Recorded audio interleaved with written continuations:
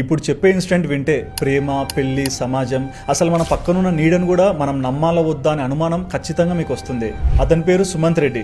సంగారెడ్డి జిల్లాలో మెడికల్ ఆఫీసర్గా పనిచేస్తున్నాడు. చదువుకునే రోజుల్లోనే ఫ్లోరా మరి అని ఒక అమ్మాయిని ఇష్టపడ్డాడు. ఇక ఇంటర్ క్యాస్ట్ మ్యారేజ్కి పెద్దలు ఒప్పుకోనప్పటికీ ఆ అమ్మాయిని గౌరవించి ఆ అమ్మాయిని పెళ్లి చేసుకుని బయటకు వచ్చి బ్రతుకుతున్నాడు.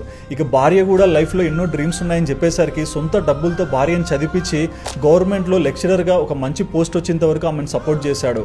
ఇక జాబ్ వచ్చాక వీళ్ళిద్దరు లైఫ్ బాగుంది అనుకోవచ్చు. కానీ ఈ అమ్మాయి అదే టైంలో వెయిట్ లాస్ అవ్వడానికి దగ్గరలో ఉన్న జిమ్లో చేరింది. ఆ జిమ్లో శామ్యుల్ అనే ఒక వ్యక్తి ఆమెకి ట్రైనర్గా పరిచయం అయ్యాడు.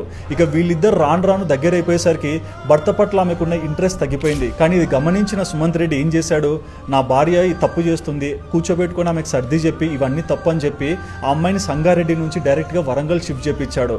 కానీ మనసు మాత్రం శామ్యుల్ మీద పెట్టుకొని భర్తని ఎలా చంపాలన్న ఆలోచన ఆమెకు స్టార్ట్ అయిపోయింది. ఇక్కడ శామ్యుల్, మరియా వీళ్ళిద్దరు కలిసి ఒక హెడ్ కానిస్టేబుల్ రాజ్ కుమార్ సాయం తీసుకొని భర్తపై ఒక స్కెచ్ చేశారు. అర్ధరాత్రి ఆయన వర్క్ అయిపోగొట్టుకొని ఇంటికి వస్తుంటే ఎవ్వరు లేని ప్రాంతంలో కారు ఆపించి సుత్తి తీసుకొని భర్త తల బలగొట్టించారండి.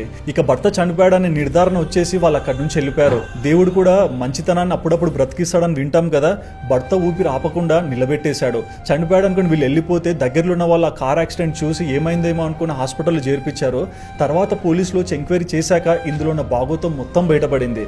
నిజంగా ఇట్లాంటి ఇన్సిడెంట్ చూస్తే ప్రేమించాలా, ప్రేమించిన అమ్మాయిని గౌరవించాలా, లేకుంటే ప్రేమించి పెళ్లి చేసుకున్నాక అన్ని బాగుంటాయా, ఏ ప్రశ్న కూడా సరైన సమాధానం మనకు కనిపించట్లేదు. ఇలాంటి ఒక ఇన్సిడెంట్ మన చుట్టూ ఉన్న ప్రాంతంలో జరుగుతున్నప్పుడు ఈ సొసైటీలో దేనికి ఏ విలువ ఉందనేది ఎవరికి అర్థం కావట్లేదు కదా.